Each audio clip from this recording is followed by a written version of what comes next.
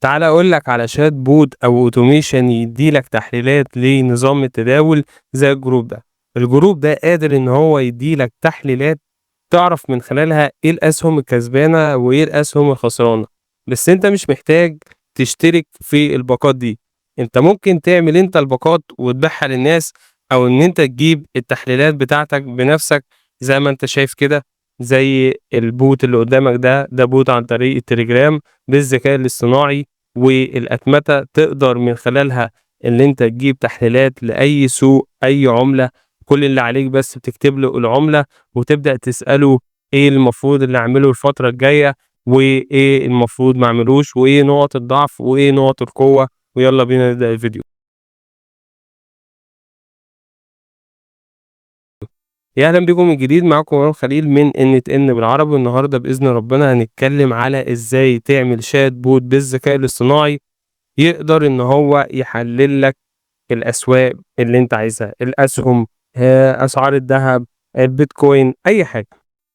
طيب البوت ده نظامه إيه؟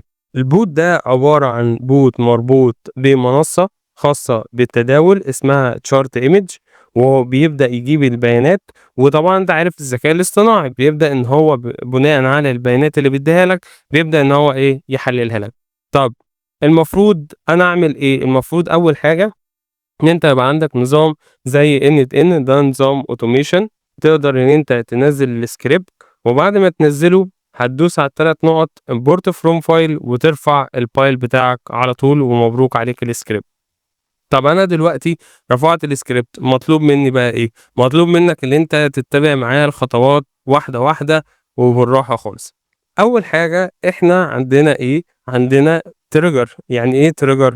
trigger ده اللي هو باروح أربط النظام الautomation بيه، بحيث إن أنا لمّا آجي أبعت رسالة على التليجرام يبدأ الautomation يشتغل. يعني أنا أول ما باقول له كلمة مثلًا زي تسلا، ماشي، يبدأ إن هو إيه، يبعت لي تفاصيل أسهم تسلا. وأنتم عارفين إن الفترة دي الفترة بتاعة ترامب، الخناقة ما بين ترامب و إيلون ماسك، فهتلاقي إن إيه، أسهم تسلا واقعة شوية، عشان كده بيقول لي في ضعف قصير المدى، وفي تحذيرات لانحراف هبوطي وهكذا. يعني دي الرؤية بتاعة الإيه، الchat bot أو الذكاء الاصطناعي. طيب نقدر نعمل الtrigger بإن أنا هاروح أربط التليجرام. طبعًا ده زي ما أنت شايف كده التليجرام أنا رابطه، بتروح أنت تدوس على credential to connect create new credential، وبتروح على التليجرام تكتب إن هوّة boot father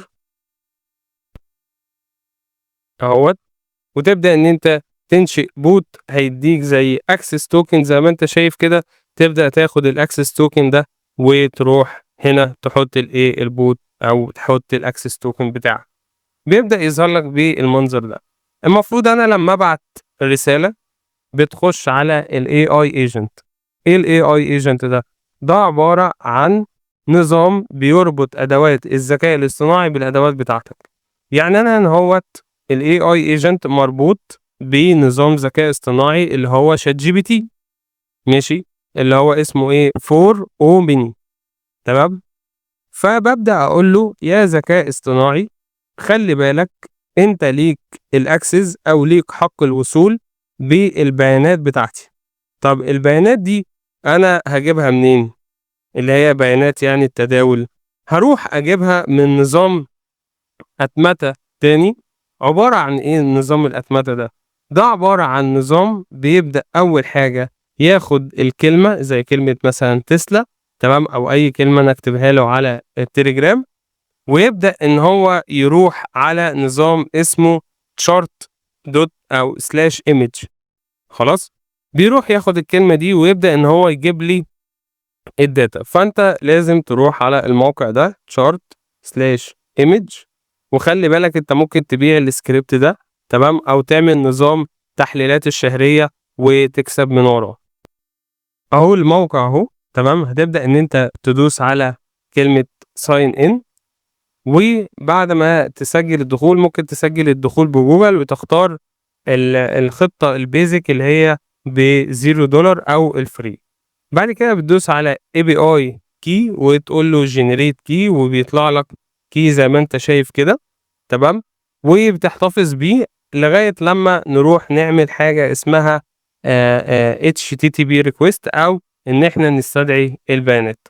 طيب باروح في الHTTP request بادوس على import curl، بابدأ إن أنا أروح على الdocumentation بتاعة الموقع.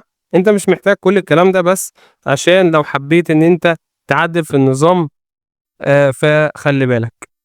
هاكتب هنا أهوّة chart/image، أخش على أول موقع وهابدأ أقول له ورّيني بقى الdocumentation بتاعك، اللي هو إيه الdocumentation ده اللي هو أسحب الdata إزاي.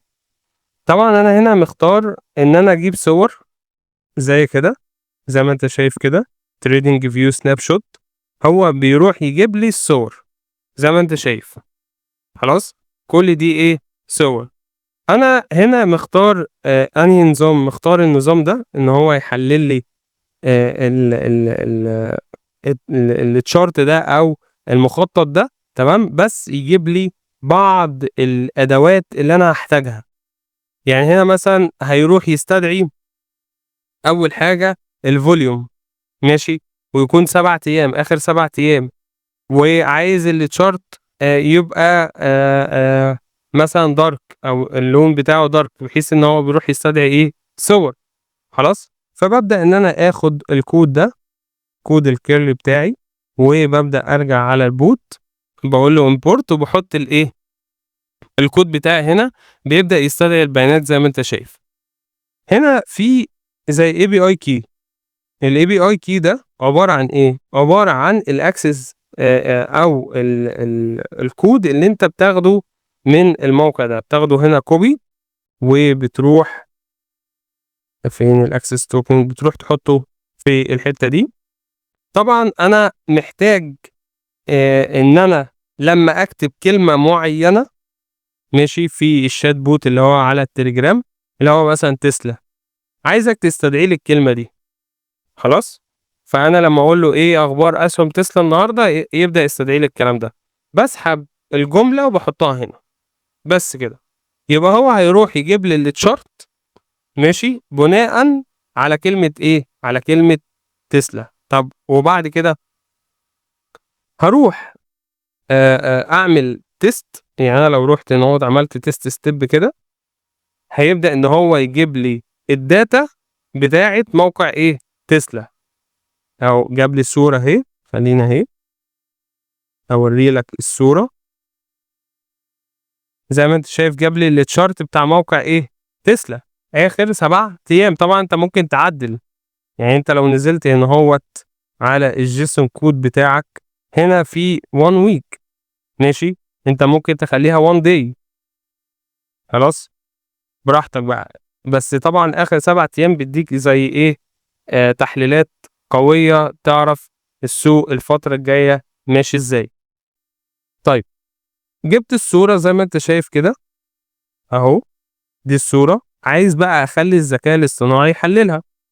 فأول حاجة هاعمل download للصورة، ماشي، ده هنا أهوّة هيبدأ يعمل download للصورة، وبعد ما يعمل download للصورة هابدأ إن أنا أروح أدّيها للذكاء الاصطناعي يحلل الصورة، خلاص، زي ما أنت شايف كده، تمام. ده عبارة عن prompt أنا كاتبه، وصراحة ChatGPT مساعدني فيه، تمام.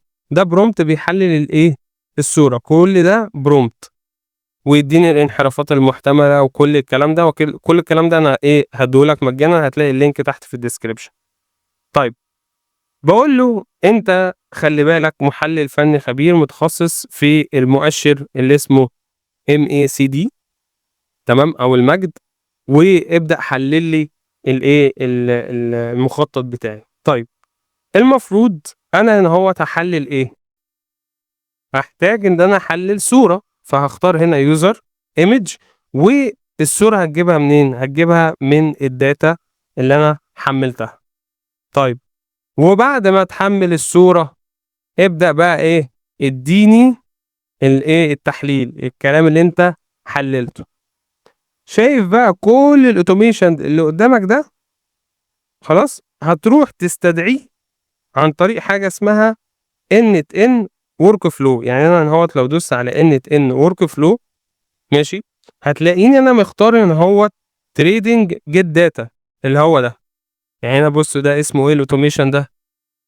trading get data. فهو لمّا أبعت على التليجرام رسالة بكلمة تسلا، هيبدأ يروح يشغّل الnode ده أو الجزء ده اللي هو إيه، روح هات لي الchart وحلّله يا ذكاء اصطناعي تمام، وبعد ما تحلّله ابدأ إيه، هات لي البيانات أو هات لي الكلام ماشي. يعني أنا لو رُحت أهوّة على basic LLM chain اللي رابطه بChatGPT وقُلت له test step، هيبدأ إن هو يحلّل الصورة بتاعة الtrading اللي هي دي ماشي. هيبدأ إن هو إيه، يحلّلها زي ما أنت شايف إيه، أو زي ما هيظهر كمان شوية في المنظر ده.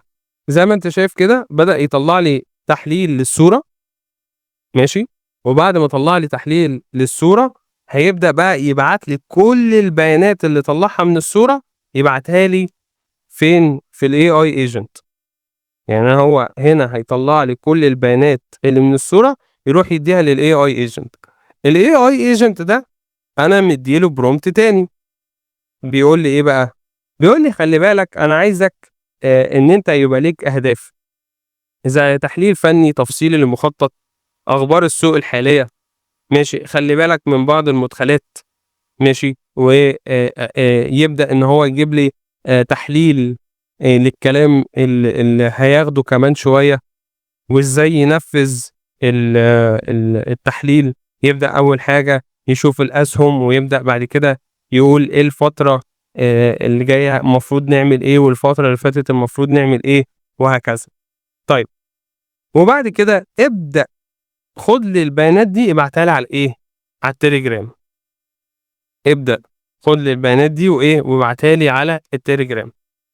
طيب في نقطة أنت لازم تعرفها، هو هيجيب الquery منين أو الكلمة منين؟ هتقول لي من التليجرام، حلو، بس إحنا محتاجين إن إحنا نربطه بحاجة اسمها tifly. ده عبارة عن موقع عامل زي جوجل كده تمام، يبدأ برضه يجيب لي تحليلات تانية ماشي، من ضمن الإيه، التحليلات اللي أنا عايزها، بحيث إن هو يقارن الdata اللي جاية من الchart والdata اللي جاية من البحث. طيب هتعمل إيه؟ أول حاجة أنت محتاج تخش على موقع اسمه tifly أهو.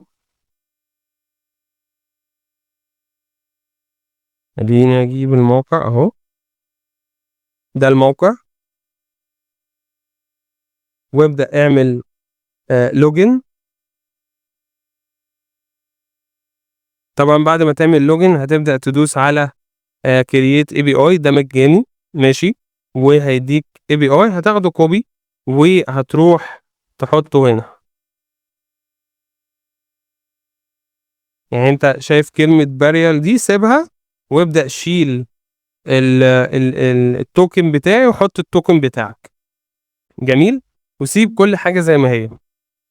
طيب فهو هيروح يقارن الdata اللي موجودة في الsearch، وهيروح يقارن الdata اللي جاية من الصورة، وهيبدأ يmix ويبدأ إن هو يطلّع لك الdata الإيه، اللي أنت عايزها ل مثلًا chart تسلا أو الدهب أو أي حاجة.